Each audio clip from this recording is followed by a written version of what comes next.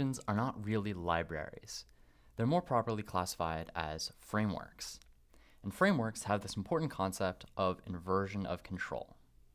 When you're using libraries, you've got your code that is doing most of the work. However, you have a couple of places where you're going to need some help. So you plug in a couple different libraries, your code's running along, you call into one of the libraries for help with something specific like drawing or playing a sound, and then your code resumes control and keeps doing what it's doing. On the other hand, when you're using a framework, the framework is doing most of the work and then has one particular place where you insert your code. So the framework is going along allocating resources, determining when things get called, and then eventually when it's time for your application-specific logic, the framework calls into your code to do something, and then your code returns control back to the framework. This is called inversion of control, or more colloquially, the Hollywood principle. Fantastic audition, kid. You're a real talent. You're gonna be a star. So, I'll call you when we got a role. No. You don't call us. We call you. For instance, the game engine handles stuff like starting up the app, setting up a place to draw, allocating various resources, and then only when it's finally time to draw a frame of the game, then it calls your code to provide the game-specific logic needed to draw that frame. When you're done drawing, you return control back to the framework.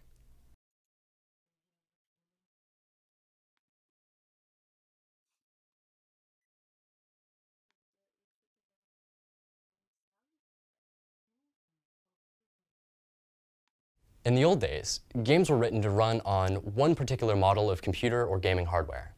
These days, people will play games on any device they can cram a microcontroller into. There's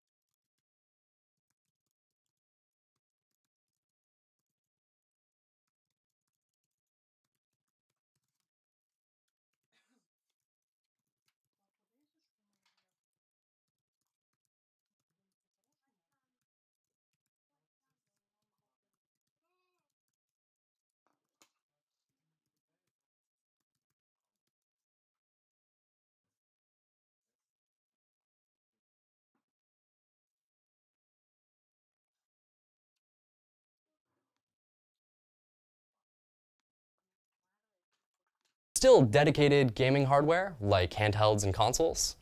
But there's also mobile phones running primarily Android and iOS. There's desktop computers running Mac, Windows, and Linux. And of course, there's the bane of middle school productivity, browser-based games.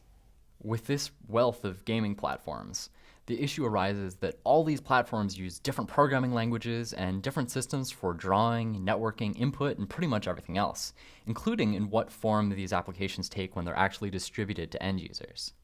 For instance, Android apps are written in Java and get packaged into an APK archive for distribution.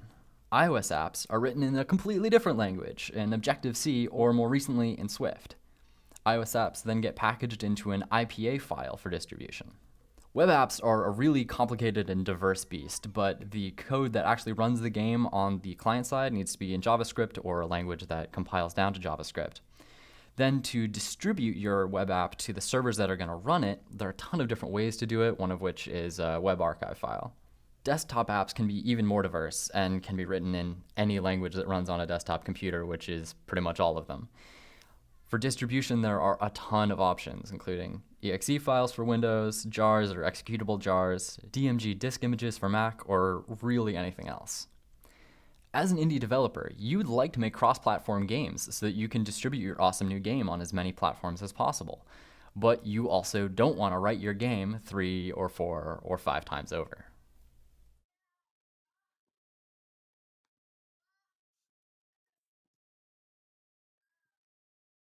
Enter LibGDX. LibGDX is a Java game engine and application framework that makes making games so much easier. It provides a bunch of useful functionality, including great drawing APIs, sound and asset handling, user input management, and a ton of other features that make writing a game super fast. LibGDX does one better though. Games written for LibGDX can be deployed on Android, iOS, browsers, and anywhere else that Java runs, like your desktop computer. So let's check out how LibGDX works. Up at the top of the stack here, here's your game. And then here's LibGDX. LibGDX provides a bunch of functionality related to calling into your game when it's time to do stuff. But it also provides all of these libraries for drawing, sound, storage, networking, a bunch of other stuff. So when your game needs to draw something, you call into LibGDX to ask it to go draw something for you. Now, whenever you call a library to go do some drawing for you, that library doesn't actually do the drawing itself. It delegates that task to the underlying hardware it's running on. So it either talks to the video card driver directly, or it talks to some other abstraction offered by the host operating system. So here's the trick. When LibGDX receives a request to go draw something, it can go and dispatch that command to an Android system it's running on. But it also knows how to tell if it's running on iOS instead of Android. It will dispatch a different set of drawing commands to iOS. Or LibGDX has an HTML backend, where when your game requests some networking to be done, LibGDX can tell, I'm running as a web app this time. I'm going to go do my networking using a different set of commands than I would if I was on Android or iOS. And LibGDX has a backend that runs on desktop computers as well. So, the APIs that your game uses look identical to you, regardless of whether your game is running on Android, iOS, as a web app, or on your desktop computer. That means you only need to write your game once, and LibGDX will allow it to run anywhere.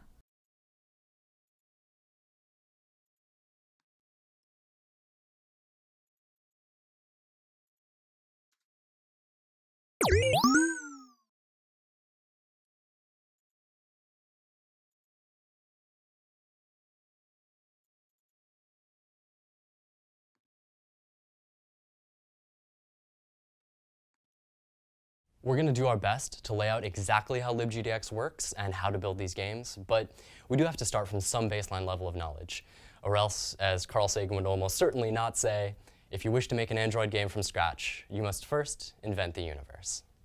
Specifically, we assume you've got a good handle on Java and object-oriented design. We won't do anything super crazy, but we will be extending abstract classes and implementing protocols pretty much off the bat. You'll need to be comfortable looking up documentation and code snippets.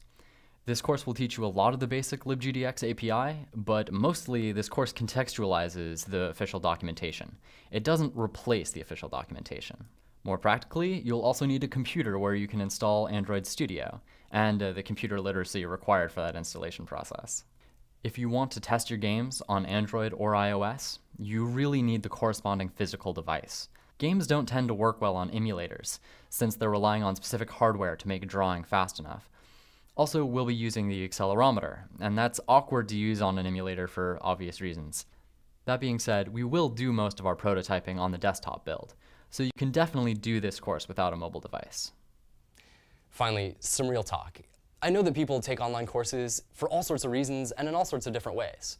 Hey, I make online courses for a living, and even I don't finish the vast majority of courses I start. If you're just here to get the flavor of game development, that's fantastic. But if you're here to complete the course from beginning to end, well, you're going to have to write a lot of code, learn a ton of new things, and display some real resilience and grit. You ready?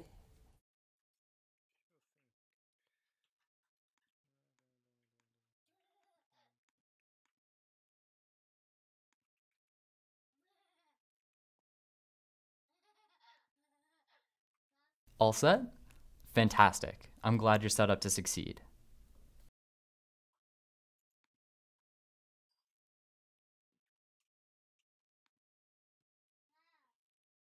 When I was a Udacity coach, I saw a lot of students do amazingly well, and some students disappear. The differentiator wasn't ability or free time or age or gender, it was consistency. The best students had a consistent schedule and they stuck to it, always making progress, even if it was sometimes slow. So if you're serious about completing this course, there's one more thing I want you to do right now, and that is figure out when, during the next 2 weeks, you're going to be working on this course and write it down somewhere. I recommend an hour every weekday, ideally before work or class. If you've got a scheduler or a Google Calendar, that's a great place to write this down.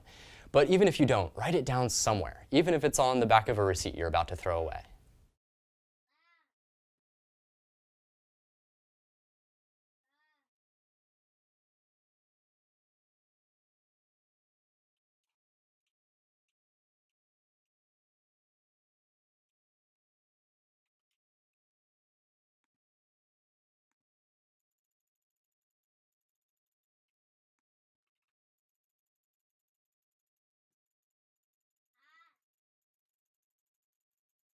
Thanks for setting up that schedule, seriously.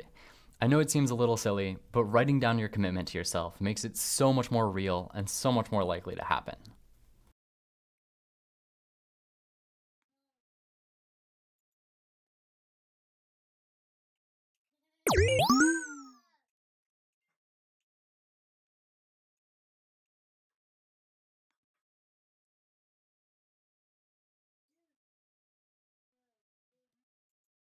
Congratulations on finishing the first level. You learned a little bit about game engines, gaming platforms, how to break a game down into its component parts, and how LibGDX allows you to write cross-platform games. Finally, you made sure you were set up for success in this course. Well, sorry for making you stare at my face so much in this level. That won't be a problem in future levels since you'll actually be programming instead of staring at me. In the next level, you'll set up your tools, load up your first LibGDX project, and get your first game running on your computer and on your phone. The next 2 levels are all about drawing. You'll learn about the computer drawing pipeline, draw some simple shapes, and to spice things up a bit, we'll also be drawing some fractals. Level 5 is all about making those shapes move around the screen. We'll learn about the game loop, and we'll also set up some cool fake physics. In Level 6, we'll learn how to handle user inputs, including touches, key presses, and device orientation. Levels 7 and 8 will wrap together everything you've learned so far into the finished game.